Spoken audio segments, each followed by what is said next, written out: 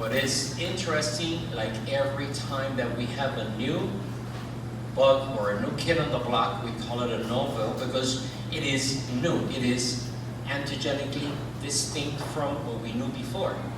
So that's what makes it scary, because our immune system has never seen it. And that's why we get concerned. Theoretically, it was described in the association with the seafood market, but none of the first 41 cases that were described in Wuhan were able to be linked to that seafood market. And everyone talks about all kinds of different foods, etc.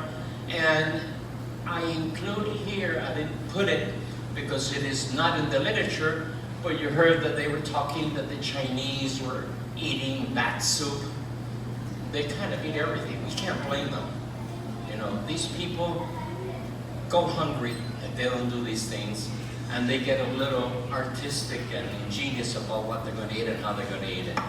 And let me turn this off.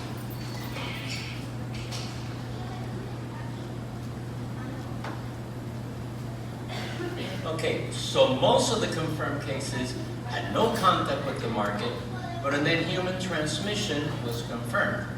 That means people that were in contact with someone that was ill became ill also.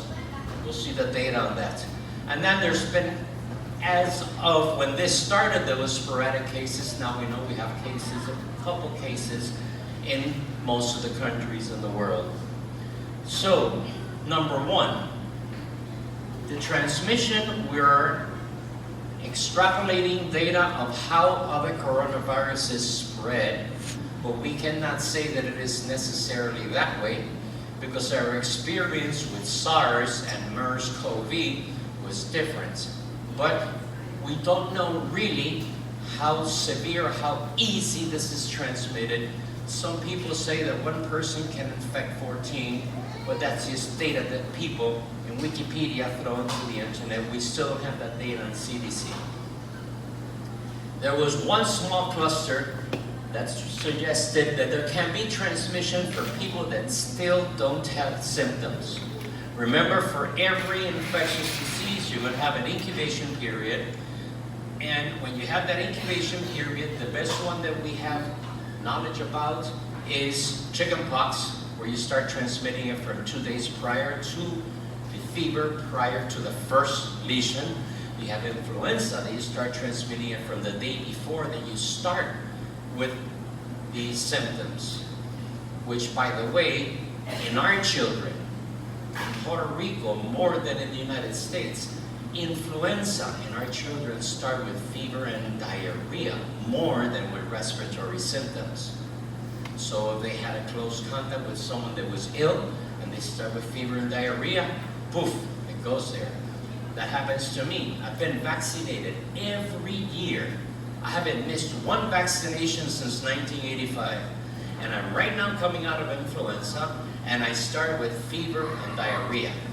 Not that I'm a little child, ¿verdad? Pero the influenza vaccination helps. Doesn't necessarily avoid it altogether. We'll talk about that a little later. This virus is part of the beta coronaviruses. We're going to have alpha, we're going to have beta, we're going to have gamma, we're going to see them there. It's a distinct, we call it blood. That's ancestry. We're going to see the ancestry here to be able to distinguish different coronaviruses. Because it is very similar to the bat coronaviruses, that's why it's the B. Horse coronaviruses starts as H, whatever coronavirus, and the R is for rabbit, etc. F for ferret, because that's where they were described. A for avian, C for chicken. We're going to see all that. So, whether this was transmitted directly from bats to humans or from other sources in the fish market, we don't know. We know it's in bats, and why would a fish market have it? It just happens that people concentrate in fish market, and it isn't necessarily the most healthy or the most clean area to visit in China. You can ask Matonio, he would go to China, he would avoid all those places. I don't know if you can see it well from there, but we have, this is our genetic tree of the coronaviruses. Here we have the MERS coronaviruses, which is a beta coronavirus C. Here we have the SARS coronavirus, beta coronavirus B. And this one is a beta coronavirus D. As I mentioned, as we go through here, we have bat coronaviruses, we have bovine coronaviruses, ferret coronaviruses, all around the place. So this is a new group of unknown coronaviruses, which is the culprit from this. Since we already have history of coronaviruses, how do we diagnose this so quick? This is done by a technique that we call PCR. PCR would be that we can have a minute amount of a genetic substance in the blood. Let's give something similar, a key. I have very minute quantities of a key, and a key has a certain group of notches. Any genetic sequence will have the adenosine, thymidine, guanine, cytosine, etc. And in different combinations, they'll give you the different teeth of the key. So it's in very small quantities. We put it in a multiplier, that's why we call it polymerase chain reaction, to amplify those copies 1 million, 10 million times. Then we're able to detect it, and then we mathematically go back. And then there's where we say, we have this, and it is a particular sequence for this particular bug. But when we have a very long key, then it can have sequences that are shared with other organisms. So the other coronaviruses will share some of those teeth, but just like a master key, there's 1 or 2 teeth that are the ones that are important for opening that lock. The others are just added keys that will distinguish one from the other. Why is it called coronavirus? Since the 60s, electron microscopy, they would do electron microscopy and it looks like a crown. Not because it's a crown, it's round, and this is an artistic rendition of what would be a coronavirus. I passed the work of putting the different parts of the virus, because obviously you have different things that will help the virus to infect and different targets for us to try to design therapy. Ever since the AIDS era, then we are being able to target all those small molecules with nucleus, reverse transcriptase inhibitors, proteasers, what we call integrases, etc. So we can make vaccines against the S protein, the same as in influenza. We have neuraminidase and histaminidase, but these have what we call an antigenic drift. I vaccinated for one that was at the beginning of the flu season. At the end of the flu season, it passed through a lot of hosts, so now that virus is different than the one that started in the last August or September. That's why every year we make a new vaccine, hoping that we can have good effectivity, and then we just keep boosting that immune system with what is common. Okay, this is just a description of the different proteins, etc. The S protein is a glycol, it's a sugar with a protein moiety that is the one that allows it to stick. M protein is the one that helps it create a bond with that cell surface, and with the N-terminal, then it allows it to integrate with that scientific data that it's just boring. Like I said, important animal beta coronaviruses, mouse hepatitis, okay, that caused demyelination in the mouse. Bovine coronavirus caused diarrhea, okay. Gamma coronaviruses, which are the avian coronaviruses. Delta coronaviruses from different species of songbirds, okay. Since the 1960s, we have the causes of coronavirus in the common colds in adults, where around 15% of all the viral respiratory tract infection in every winter season will be due to coronaviruses. And we're not falling dead, children aren't dying, okay? So it is a common virus. Now that I mentioned children, thank God, very few children have become ill with the novel coronavirus. So does this provide some degree of cross-immunity in our children for this? We don't know. We have no idea, but it's just some food for your thought. We have the MERS coronavirus that emerged in 2012, which is the one associated with the camels. That was, actually last year we had the wife of a friend of ours, of a physician, hospitalized with an encephalitis due to MERS-CoV after being with camels in the Middle East. And then, like I said, up to a third of when we have a high season of respiratory infections in the winter season, up to a third could be due to coronaviruses.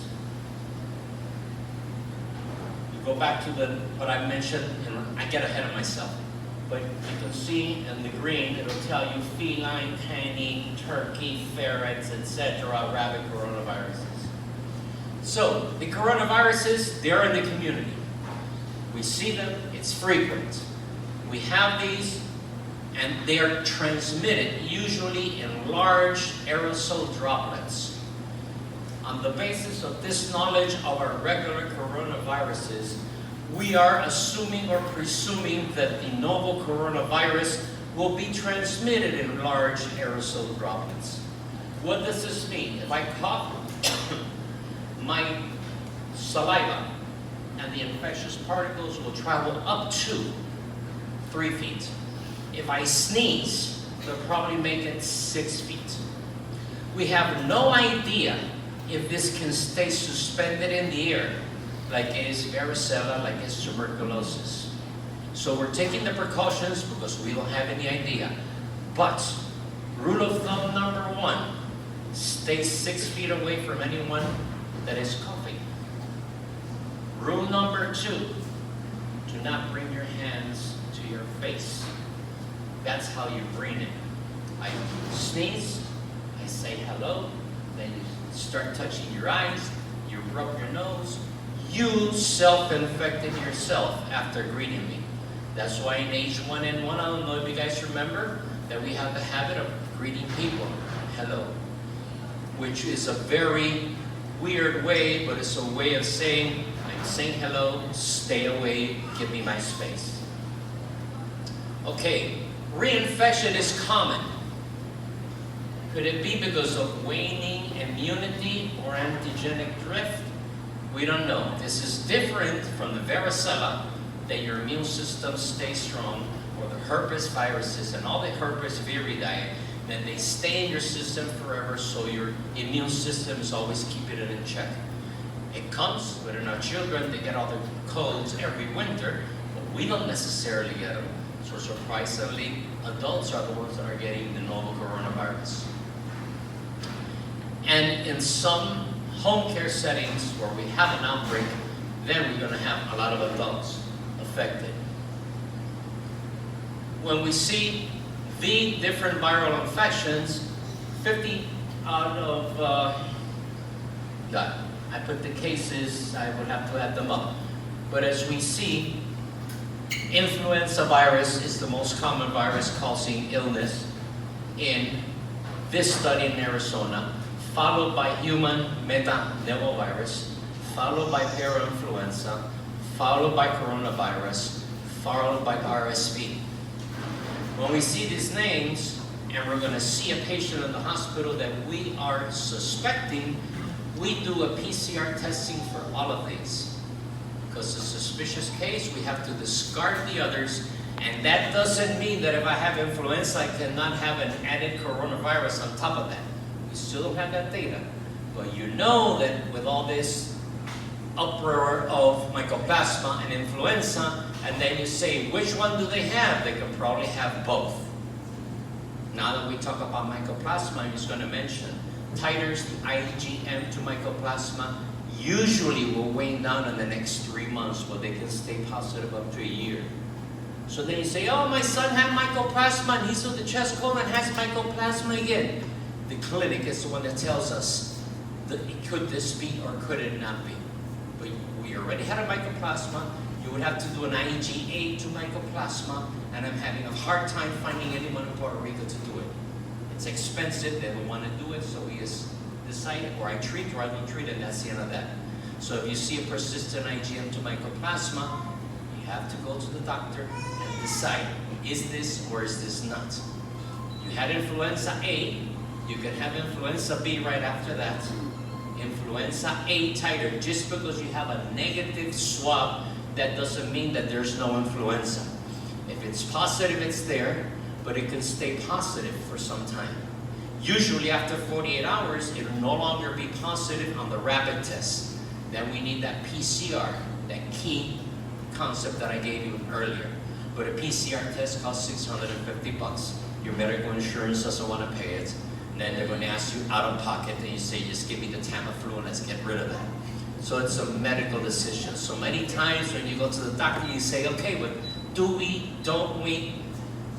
Some of you have very Anglo-Saxon looking faces, so you have experience from the States that they tell them, give them fluids, give them Tylenol, and let them wear it out. In Puerto Rico, we're a little more hyper. We say no. Let's help him to get over this quicker, okay? Carmen is that way. You guys know Carmen. By the way, I'm Carmen's husband. So we are like to be aggressive with our children. We don't like for them to be lingering and suffering at home. Okay, now let's go strictly to the novel coronavirus. This is the first study where it is described, the initial 41 cases described in Wuhan.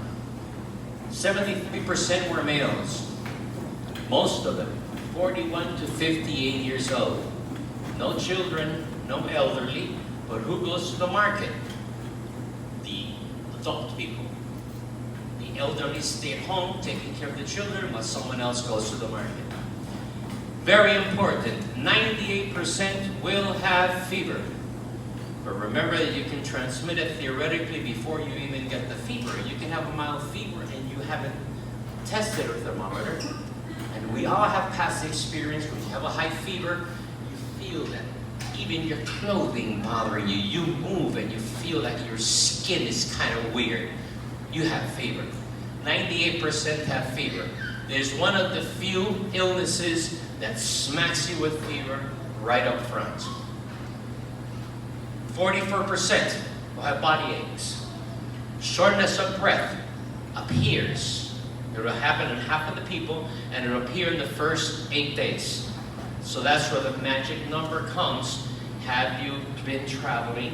Which, by the way, the incubation period we believe is around 14 days. So before we would ask, have you traveled in the last 10 days? Now we say, have you traveled in the last 14 days? I always ask for at least 3 weeks. And with the mycoplasma, I ask you, where have you been in the last 2 months? Because it is that information that will give me a hint of what's happening. I cannot just say, okay, you have a chest cold, that's this. No, I have to make some sense. It has to fit. Lymphopenia, that is, the white blood cell counts come down. Normally it's from 4 to 10,000. You have 2, 3, 1,000 white blood cells. That doesn't mean that you're going to die and you're going to have a leukemia or whatever. It's just a normal response to any viral illness. Lung abnormalities, we describe all around. When you see ground glass opacities, consolidation, multilobar, a CT is not specific for anything. All it tells me is, okay, person has a fever, some shortness of breath, we're going to do a CT. Now our threshold to do CTs is much lower, because more than half of the cases that have pneumonia, the X-ray will be negative. And that's where you see that the radiologists say, I see it, I don't see it, but it is the physician, the one is listening to the lung, and he says, but that little garbage that I see here makes sense with what I'm listening with my stethoscope. Radiologist is just seeing a picture. So that's when you see this discrepancy.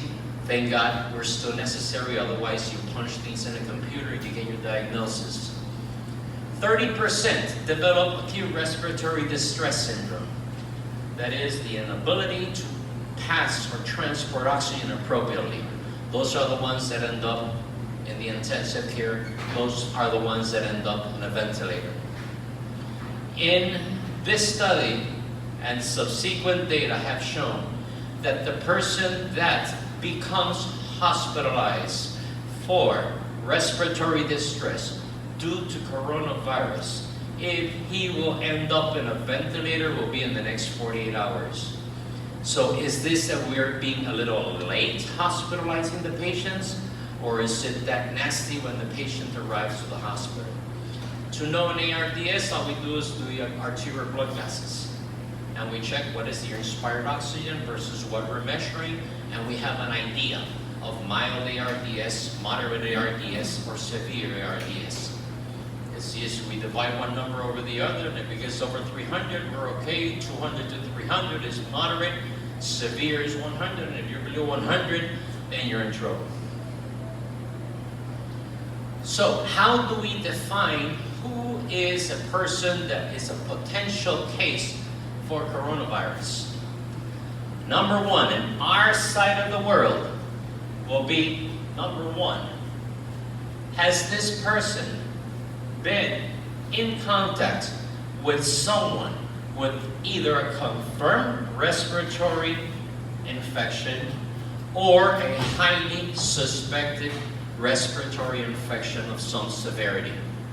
Because you didn't travel to China, but were you in contact in the last 14 days, mainly in the last week, because we say that we start with the fever more or less around day number 8. Then if you started with fever 8 days after being in contact, or 7 days after being in contact with a person that was precisely in China, was this person that was in China ill? If you don't know, then you're suspicious. But if you say, yes, he had a respiratory symptoms, you have coronavirus until we prove it otherwise. And we'll isolate you or we'll send you home. We'll see that later. Then, if we do have a history of travel to Hubei, China, then if we have travel to anywhere in China within the last 14 days. So it is, do we have fever and respiratory symptoms and this history? So, were you in Hubei, China? Were you in China? Or were you in contact with someone that was in China? We haven't had enough cases yet to be able to say, okay, anything goes. Why I make the emphasis on this? Because with the flu, typically, if you're in contact with something, he calls on you, or one of your children have the flu, the next 2 days, the next one will have the flu, the next 2 days, you get the flu. Hey, that's flu. That is not the coronavirus. And obviously, you weren't in China. But the flu spreads so quickly from one person to the next, that gives you a heads up that it's flu.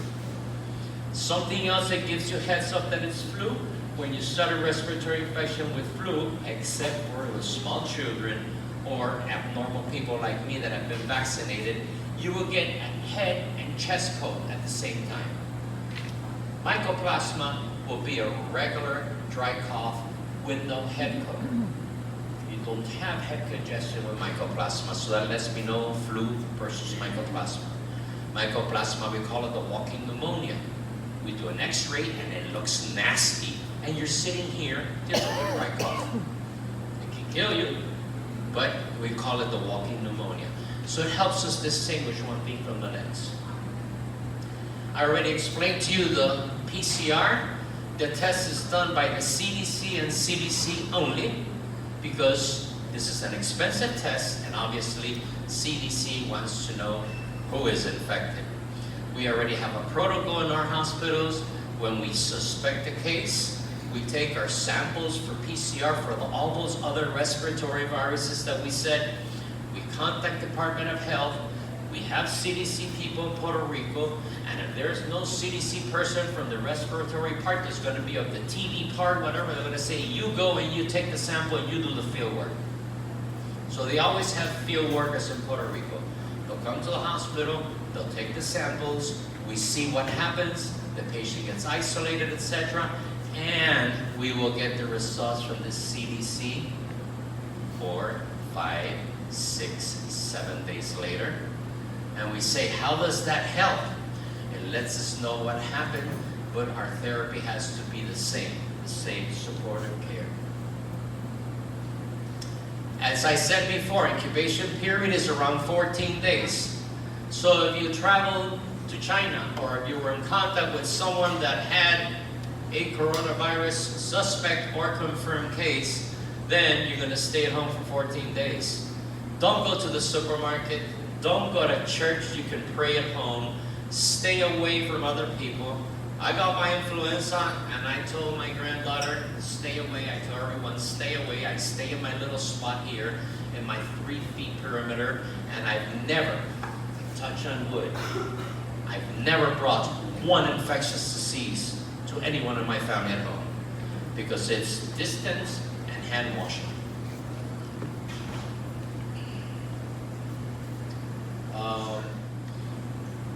Of patients in a family where the incubation period was approximately 5 days.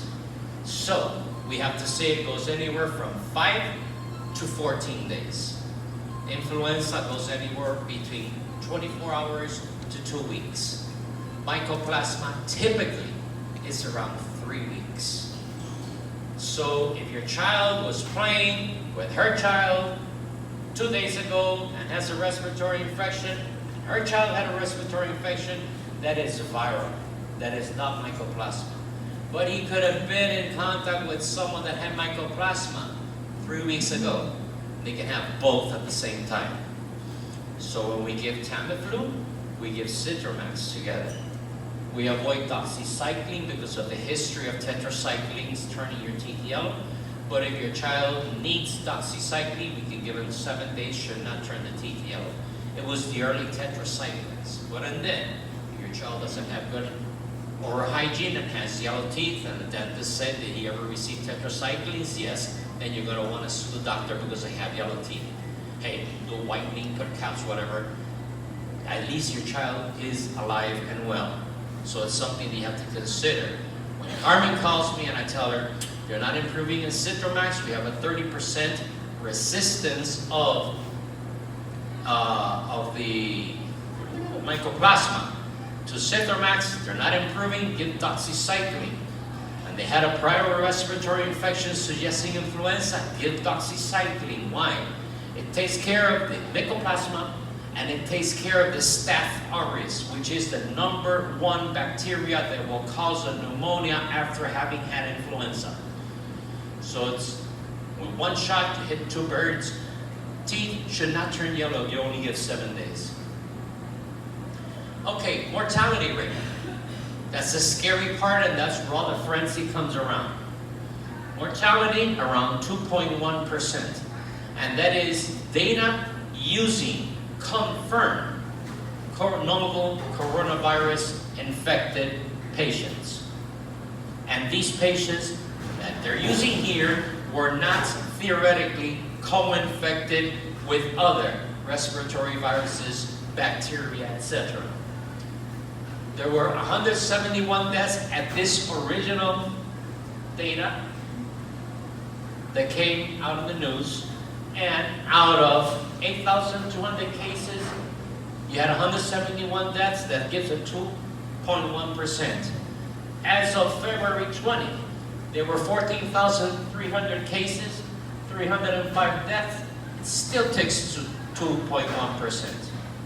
And this percentage does not include the people that tested positive, that had very few symptoms, and that we didn't need to follow. These are the ones that were ill, that needed urgent care, that went to a hospital. So this number should come down. Now, let's compare with influenza. The mortality rate for flu is 0.1%.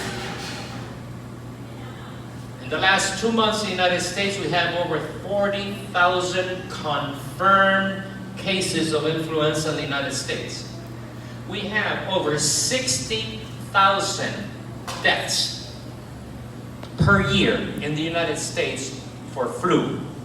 And we're talking United States, I'm not talking worldwide. I didn't go to the worldwide data because it's interesting, it's important. We're always commuting back and forth to the United States. So even though we have therapy, we can identify it, it is still a higher mortality rate. So we still have to think. Common things are common. Flu is common.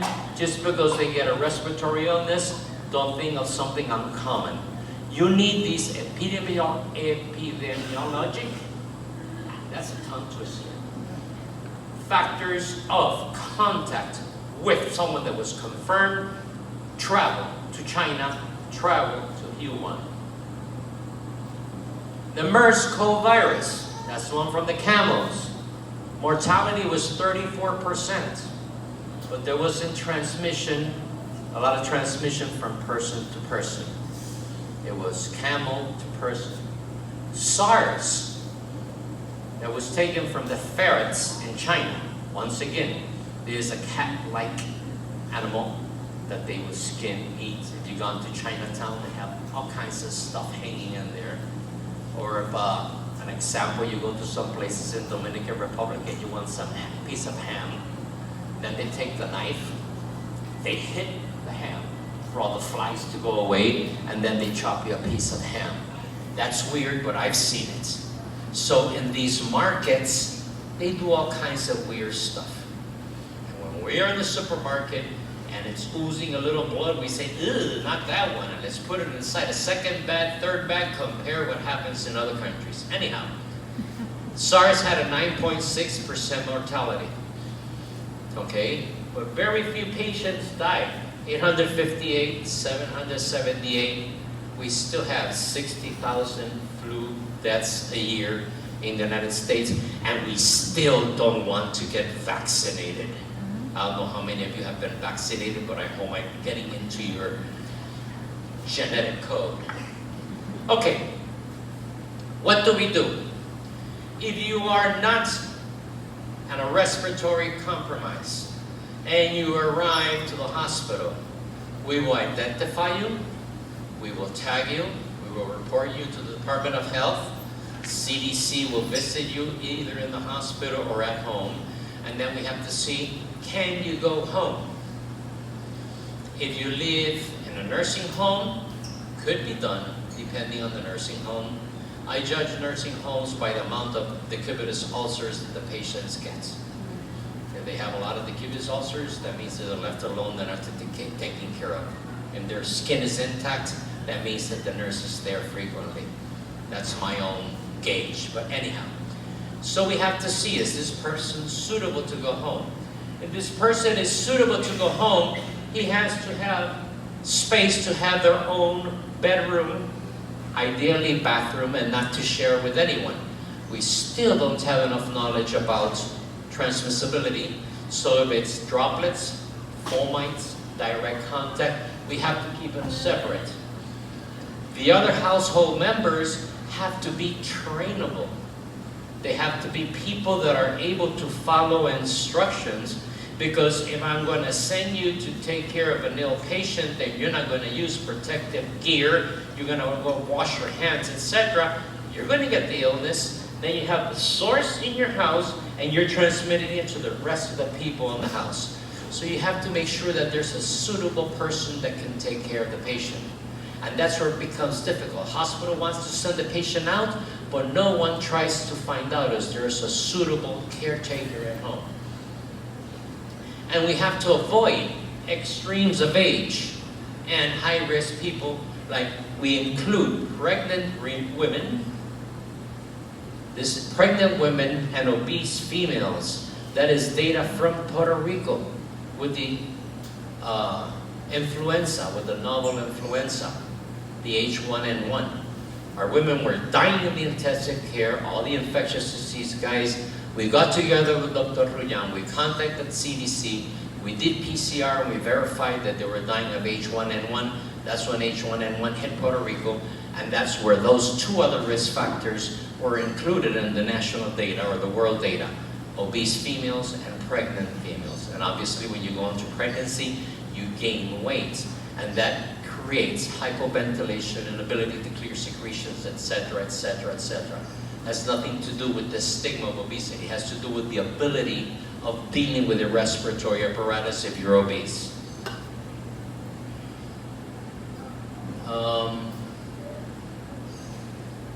Like I told you, if you're sent home, stay home. Don't go anywhere. Have someone else buy your food, someone else cook the food. Since we don't know what we have in our hands, then all your utensils, if they can be tossed into the garbage, good. If not, as soon as you're done, you put it in the sink, soak it with water, wash it thoroughly, and wash your hands thoroughly. We're not believers that you can go to the extreme that you have to wear gloves, this, that. If you use ample amount of soap, that's what we call, soap comes from saponification, which it breaks lipids, proteins, etc. and separates everything, lifts it, and when you rinse it, it goes down the drain. So if you wash it, put it to dry, you wash your hands, and never bring your hands to your face, you should have no problem. If you feel that you're getting more ill, before you present yourself to an ER, call ahead of time. This is a good advice, but when you call a hospital, the phone will be ringing for half an hour and you don't get an answer.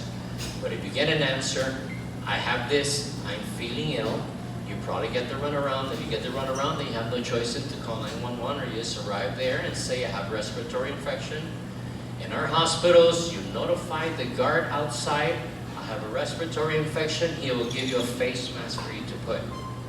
The regular face mask, we don't need to put an N95 in you.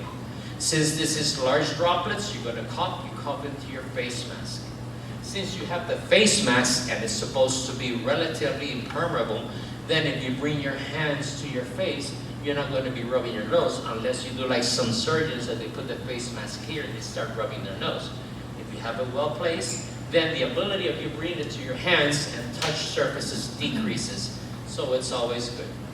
In the hospital, or the caretaker should use an N95. And that isn't the panacea. It helps, very good, helps for TB, for nanoparticles, etc. Excellent. But then you use it, and you use it for no longer than 24 hours, or if it gets moist, you toss it, you have to get another one.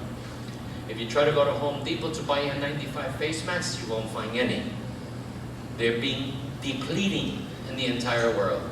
So in the hospital, the ones we have, we're keeping for when we need them.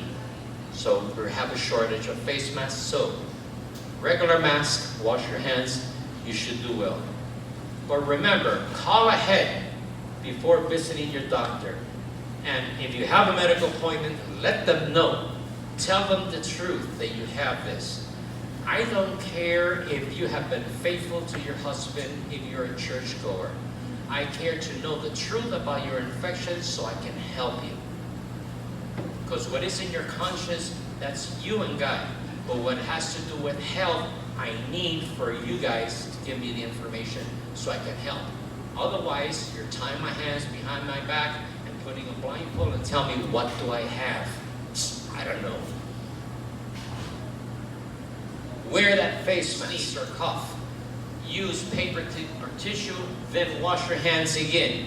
So it's wear face mask, use tissue, wash your hands. That is how we avoid spread of infections in the hospital. We don't allow nurses to have long nails, sculptured nails, or painted nails. The malte, how do you say that? The nail polish will crack in 3 days, and staph will start accumulating those cracks. So if you're taking care by a nurse in a hospital, in offices it's a little difficult. Okay, but obviously in my office, and my nurse wears nail polish, then she loses her job. Anyhow, but in regular offices, you'll probably see nurses and personnel with nail polish. Unavoidable. In a hospital, you see that. Hey, when you have a chance, tell the supervisor. Your nurse came to my room and had nail polish. Okay?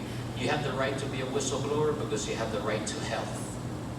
And your right to health goes beyond my right to keep my job or to keep doing things wrong. We need your help. In our hospitals, we put signs. If the personnel came in and came out, remind them, please wash your hands. People don't dare to do it because then they fear that at nighttime then they will not be answering the nurse ring when they call at 2 o'clock in the morning if they open their mouth. But you tell them, hey, you know, you don't have to tell them precisely. We ask them, hey, there was a person here that came earlier, came in and out and touched everything and didn't wash your hands. What should I do? You're not telling the person, hey, go wash your hands, you. No, no. You ask them, what should I do? Who should I tell? And right there, the person is going to wash their hands and they're going to say, I'll tell the supervisor. If they don't tell anyone, you told them. We talked about this. Household items, avoid sharing them. You wash them, they use them, you wash them, you put them to dry. High-touch surfaces. H1N1.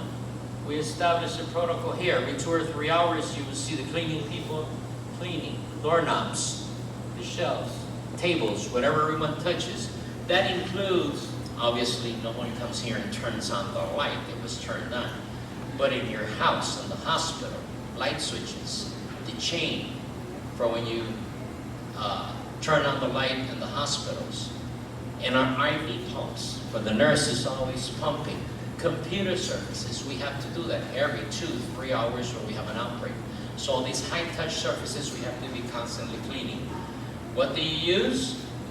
Chlorhexidine, chlorine, diluted chlorine, alcohol above 60%. So alcohol swabs, that's wonderful. You can have them in your pocket. When you have your sanitizer, that's alcohol above 60%. When you use your sanitizer, since it has moisturizers, after every 3rd time that you place it, you have to wash your hands to remove all that gunk. Because if not, then the next alcohol will be on top and bacteria will continue to multiply below. Alcohol is not, it doesn't have an integrated chipping hammer. You have to take all that gunk out for it to keep on working. So, if you think, or any one of your members have, or suspect to have, you take your temperature twice a day. Watch for coughing. Watch for shortness of breath and difficulty. If that starts, you have to go to the hospital. You have to notify and go to the hospital. You just have regular coughing, you're doing okay, regular common cold, we're good. And that's about it. Questions? This is the fun part. Or doubts. Remember, number one, we're a very highly allergic society. Why did I get my flu? I probably did one of these numbers. Even I forget, and I'm conscious about it. Imagine you guys, when you have a sinus problem, needless to say, the child sticks his finger all the way here, he's playing with the other, and all the boogers are coming out, and they're having fun, they share them. We have to be conscious about that. We have to teach them. That's why we say hand washing, hand washing, hand washing. When we were children, we would our mother would complain that our shirts were filthy here. Why would we clean our faces on our shirts? Because when we were children, we would play in dirt. And dirt was dirty. Now we play with computers, and then we start coughing here. Very good habit that we got with H1N1 is to cough in our arm. Because we greet people with our hands. I tell people, don't bring your fingers. If your nose bothers, use the back of your hand. Because you don't touch surfaces like this. You touch them this way. So if you're an allergic person, do one of these numbers. One of these numbers. Don't bring your hands to your mouth, because then you're going to bring the infections to yourself and to others. Any questions? Sorry we don't have a lot more data, but that's all that's in the system right now. As we learn more, we'll know more.